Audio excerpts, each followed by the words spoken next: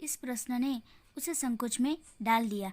शायद अपने गांव की निराली संज्ञा के कारण उसे संकोच हुआ था। इस कारण टालता हुआ सा बोला, वह तो दूर है साहब, अल्मोड़ा से 15-20 मील होगा। फिर भी नाम तो कुछ होगा ही। जगदीश बाबू ने जोर देकर पूछा। दूतिया लोगों वह सकुचता हुआ सा बोला। जगदीश बाबू के चेहरे पर टूटी हुई एकाकीपन की स्याही दूर हो गई और जब उन्होंने मुस्कुराकर मदन को बताया कि वे भी उसके निकटवर्ती गांव के रहने वाले हैं।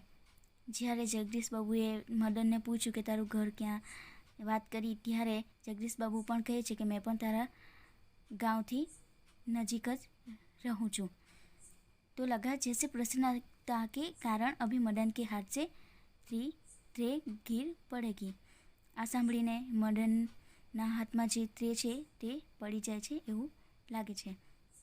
उसके मुंह से शब्द निकलना चाहकर भी न निकल सके। खोया खोया सा वह अपने अतीत को फिर लौट लौट कर देखने का प्रयत्न कर रहा हो। अतीत, गांव, ऊंची पहाड़ियाँ, नदी, ईर्जा को माँ कहते हैं, माँ को ईर्जा बोलते हैं। बाबा, दीदी, भूली, छोटी बहन, दाजू, दाजू का अर्थ होता है बड़ा भाई। मदन को बाबू, जगदीश बाबू के रूप में किसी की छाया निकल जान पड़ी।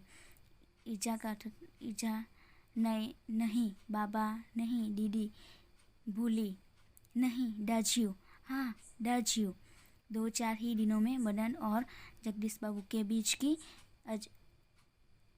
अजनबीपन की खाई दूर हो गई। टेबल पर बैठते ही मदन का स्वर सुनाई देता, दाजू, जोहिन, दाजू, आज तो ठंड बहुत है। दाजू, क्या यहाँ भी यूँ हिम पड़ेगा? हिम का अर्थ होता है बर्फ। जगदीश बाबू मदन साथे बात करता तेनो अजनबीपन दूर थाय छे। मदन जगदीश बाबू ने दाजू कहीने एटले के मोटा भाई, बड़ा भाई तरीके बोलावे छे। दाजू, आपने तो कल बहुत थोड़ा खाना खाया। तभी किसी और से बॉय की आवाज़ पड़ती और मदन उस आवाज़ की प्रतिध्वनि के पहुंचने से पहले ही वहां पहुंच जाता। आर्डर लेकर फिर जाते जाते जगदीश बाबू से पूछा, दाजू कोई चीज़? पानी लाओ। लाया दाजू। शब्दों को उतनी ही आतुरता और लगन से दोहराता जितनी आतुरता से बहुत दिनों के बाद मिलने पर भी माँ अपने बेटे को चूमती है। कुछ दिनों बाद जगदीश बाबू का एकाकीपन दूर हो गया। जगदीश बाबूनो एकलापणो दूर थई जाय छे। उन्हें अब चौक, कैफे ही नहीं, सारा शहर अपनेपन के रंग में रंगा हुआ सा लगने लगा। परंतु जब उन्हें यह बार बार दाजू कहलाना अच्छा नहीं लगता था और यह मदन था कि दूसरी टेबल से भी दाजू, मदन जगदीश बाबूने दाजू એટલે મોટા ભાઈ તરીકે બોલાવે છે, પણ જગદીશ બાબુને મોટા ભાઈની મદન બોલાવે તો તે ગમતું નથી। જ્યારે પણ કંઈ કામ હોય ત્યારે મદન તેમને મોટા ભાઈ તરીકે જ બોલાવે છે તો એમને ગમતું નથી।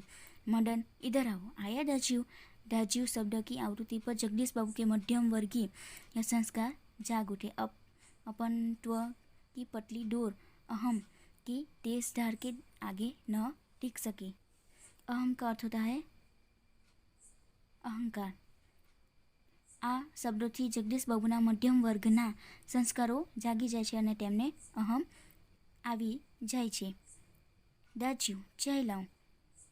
चाय नहीं, लेकिन यह दाजू दाजू क्या चिल्लाते रहते हो? दिन रात किसी की प्रेस्टीज क्या ख्याल भी नहीं है तुम्हें? प्रेस्टीजनो अर्थ थाय छे प्रतिष्ठा।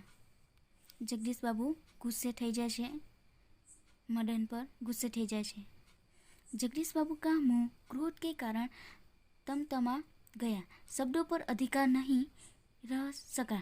मदन प्रेस्टीज का अर्थ समझ सकेगा या नहीं यह भी उन्हें ध्यान नहीं रहा, पर मदन बिना समझाए ही सब कुछ समझ गया था। मदन को जगदीश बाबू के व्यवहार से गहरी चोट लगी। मैनेजर से सिरदर्द का बहाना कर वह घुटनों में सरदे कोठरी में सिसकिया भर भर रोता रहा। घर गांव से दूर ऐसी परिस्थिति में मदन का जगदीश बाबू के प्रति आत्मीयता प्रदर्शन स्वाभाविक ही था। इसी कारण आज प्रवासी जीवन में पहली बार उसे लगा जैसे किसी ने उसे ईर्ष्या की गोली से बाबा की बाहों के और दीदी के आंचल की छाया से बलपूर्वक खींच लिया हो।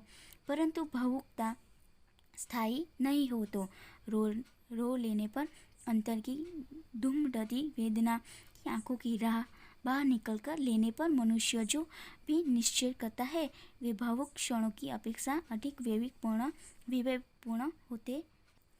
स्वाभाविक का अर्थ होता है सहज, वेदना का अर्थ होता है पीड़ा। જગદીશ બાબુનો ચહેરો રોષથી લાલ થઈ ગયો હતો. મદન પ્રેસ્ટીજ શબ્દનો અર્થ સમજ્યા વિના બધું સમજી ગયો. મેનેજર પાસે માથું દુખાવાનું બહાનું કાઢીને તે કલાકો સુધી રડતો રહ્યો. રડ્યા પછી તેના અંતરની વ્યથા શાંત થઈ ગઈ. તેણે કંઈક નિશ્ચય કર્યો અને ફરીથી પોતાના કામમાં લાગી ગયો છે. मदन पूर्ववत काम करने लगा. दूसरे दिन कैफ़े जाते हुए अचानक ही जगदीश बाबू की भेंट बचपन के सहपाठी हेमंत से हो गई. कैफ़े में पहुंचकर जगदीश बाबू ने इशारे से मदन को बुलाया, परंतु उन्हें लगा जैसे वह उनसे दूर दूर रहने का प्रयत्न कर रहा हो. दूसरी बार बुलाने पर ही मदन आया. आज उसके मुंह पर वह मुस्कान न थी और नहीं उसने क्या लाओ दाजू कहा. स्वयं जगदीश बाबू ने कोई कहना पड़ा, दो चाय दो आमलेट, परंतु तब भी लाया दाजू कहने की अपेक्षा लाया साहब कहकर वह चल दिया, मानो दो अपरिचित हो. शायद पहाड़िया है, हेमंत ने अनुमान लगाकर पूछा. हाँ, रूखा सा उत्तर दे दिया जगदीश बाबू ने और वार्तालाप का विषय ही बदल दिया. मदन चाय ले आया था. क्या नाम है तुम्हारा लड़के? हेमंत ने एहसान चढ़ाने की गरज से पूछा. कुछ क्षणों के लिए टेबल पर गंभीर मौन छा गया. जगदीश बाबू की आंखें चाय की पहली प्याली पर ही झुकी रह गई. मदन की आंखों के सामने विगत स्मृतियां घूमने लगी.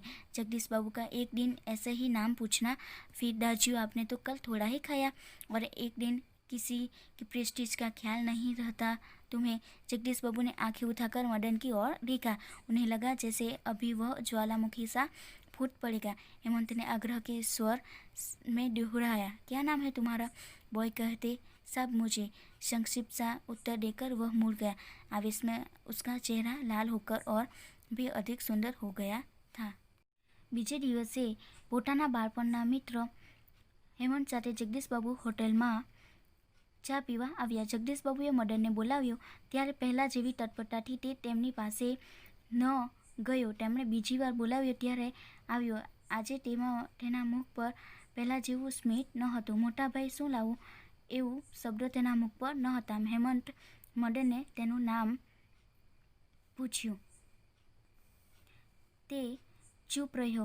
જગદીશ બાબુ તેના તરફ જોયું તો તેમને લાગ્યું કે એ હમણાં જ્વાળામુખીની જેમ ફૂટી પડશે. હેમંતે બીજી વાર નામ પૂછ્યું તો સાહેબ મને બોય કહે છે એમ કહીને મદન પાછો ફરી ગયો.